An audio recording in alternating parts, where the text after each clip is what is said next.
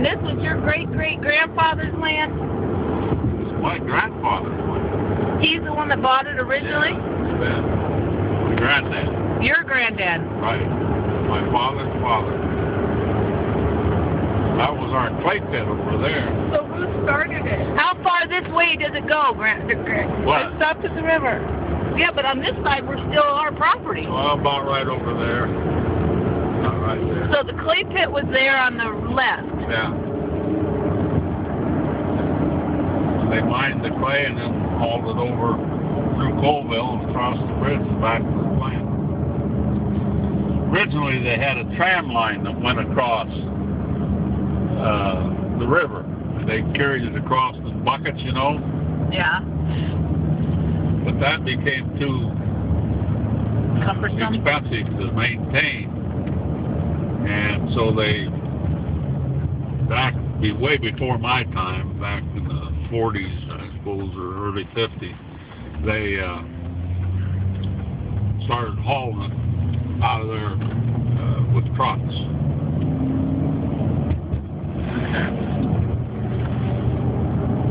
But we'd drill holes into the side of the hill and then drill down, and then they'd fill it with dynamite, blow it out of that hillside.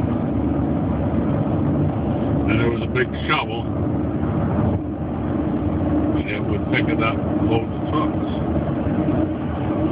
And they hauled it over and dumped it over there where those big concrete pillars were. Yeah. They dumped it over there.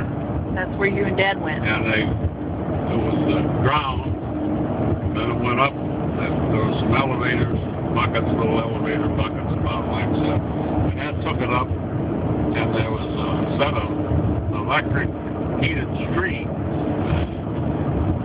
and those streams vibrated, and it went through those streams and then into storage bins. And then at the bottom of the storage bins, there were big disc feeders that take it out. And the clay would go on the conveyor belts, and it would go to our two mills. We had a big mill and a smaller mill. And in those mills, there was two shafts about that big around that turned like that. And that's where the clay was mixed together with water. And then it went through a chamber. The chamber was probably, 2-3 feet wide, 6 feet tall, and it pushed it through that chamber. That was a vacuum chamber, and there was a vacuum pump that pulled all the air out of it. And then it was extruded through a die, and into whether it was you could make a drain tile, or you could make a block, or you could make a brick, see? And it went out of there in a big stream, and then we had there was cutter at the end, and that cutter would go like that, and it had, if you were making brick, it had like 20 piano wires. They were about like that, and I think there was three arms of those wires. Well, it would turn enough to put those wires through there and cut it just like cheese, like slices of cheese. Then if you were making block or brick, and then that went on a conveyor belt. Men took those pieces, put them on dryer cars. The dryer cars were taken and pushed down tunnels. There was there was two sets of tunnels. One had maybe 50 in it, and the other one had maybe 80 in it. And they would push them down those tunnels, and each tunnel held 10 cars, and they would stay in those tunnels for 2 or 3 days, and the heat would come up from the bottom of those tunnels, and it would dry those pieces of clay, the brick or block or whatever it was, and then they'd take them out of the tunnels and put them in the kiln to be burned and fired. And from the time they took it into the kiln and set it, they would set a kiln a day on each, the south and the north mill would set a kiln a day, and it took them about 120 hours for it to burn, because you took it gradually from you started and took it gradually up to about 1950 degrees. Then you held it there for about 12 hours or 15 hours or 18 hours, whatever it took to finish it. Then you shut it off, sealed it up, and it'd take about 4 or 5 days for it to gradually cool down so you could open the kiln up and take it out. So you only could make bricks for it.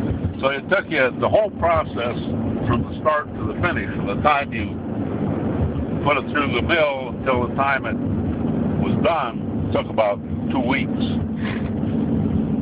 Wow. Was there a glaze application in that process? There was prior to my coming there was a lot of glaze stuff made, and it was a salt glaze. But after when I started working there, the full time, you know what I mean? Yeah. In 1960, the salt glaze business and the glaze business had pretty much been discontinued, and we didn't do any of it. We did a lot of coloring, but the coloring was added all at the time that it was made at the mill. You'd add a colorant to the clay, or you'd add a colorant to the face of the brick, and it was primarily what we used was a manganese to make a dark brick or a black brick or a dark brown brick, and then we used just a fire clay, which was nothing but a clay that was made fire brick.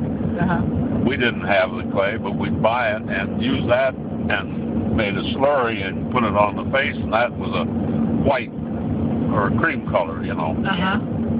And that's how we colored the brick. So let me ask you this. So when the railroad stopped coming in there, yes, that was the end. We couldn't transport the brick? Yeah. See, most of... Because they transport a lot of it by truck now. Well, they did. But and we had a truck company that would do a lot of trucking for us. But here was the proposition. A large part of our business, the biggest business that we had, was in the Chicago area. Right. The next biggest was in the Minneapolis area. Now we could ship our stuff to Minneapolis by truck and we could have competed and made it there, but when we would ship to Chicago, it cost us, we'd ship 10,000 brick on a truckload. We'd ship 30,000 brick in a boxcar. A truckload of brick to Chicago of 10,000 brick cost us as much to ship it. Wow. As a carload, 30,000. So it's 3 times as much. So we couldn't do it. Yep. And be competitive. Right. And a lot of there just wasn't enough local, shorter distances, markets that we could make enough brick to make it worthwhile. Did you have to make that decision, or was Grandpa? Well, no, it was left to I and my cousin, Mr. Killeper, and then there was another cousin on the other side,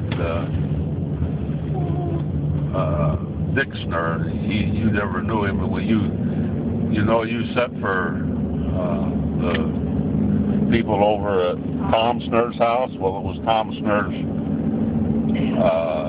dad.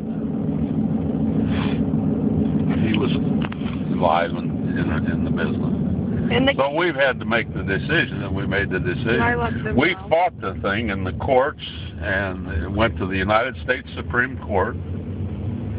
And the United States Supreme Court said the railroad did not have to furnish service. So when you started... So that was the end of it. Huh? When you started at the brickyard, what was your job? Well, my job when I first started, I worked there when I was 16 years old as a common laborer. I did whatever they told me to do. And I pushed a wheelbarrow with brick on it and Then I tended the masons. There was a guy there that was a mason that did a lot of repair work and stuff. One summer I spent just mixing mud and keeping brick and stuff for him. Just did whatever I was told, and then loaded trucks and loaded boxcars and so forth. And then when I started after I got out of school, I worked as an assistant manager, and then eventually they said I was a manager. But So you were mostly in the office. Yeah, I was in the office. I didn't do a lot of physical labor after 1960. I was. Who ran it though after Grandpa died and before you got back out into the business end? Well, Grandpa's brother, Donnie Snur. Yeah, Uncle Donnie. Yeah, he was really he was the plant Like manager. the CEO. He was the plant manager, and then there was the first cousin on the other side of the family was Gilbert, and he was at Fort Dodge in the business office and business end of it. And then he had two sons, Dick Snur and George Snur. And Dick and George was the salesman and Dick was an office manager. And they were both alcoholics. And Gilbert was an alcoholic. So that didn't go so well? And Donnie drank a lot. So what's that mean, though? Well, I'm just telling you what was going on. So there was a sales office, business type office here in town, Dad? Yeah. Oh. So who did the sales end when you were doing the plant management end? Dick and George. I just got done telling you. Dick was the salesman, Dick was the office manager. George was the salesman. So you and your dad and your grandpa My dad, were plant managers more than... that's right. My granddad was the plant manager, and my father was a production man. He was a production manager, took care of the mills and that kind of. And he died in 1948. You can go around so I can park behind you. Mhm. Yeah, Grandpa died in 1948. What? He was only 40. Yeah, 43 years old. Yeah, that's my age, yeah. And his brother died in 1960, and he was like 57 years old when he died. Donnie. Yeah. And then where else to home? Huh? Ellie, show us where you're going to live. What? Show us where you're going to live. Go up here. She's gonna live right here at 1155, taking care of Grandma and Grandpa. What are you all talking about? It's starting in the end of That's over January. by my house. I'll show you Huh? sometime. Okay, That's the story. that's part.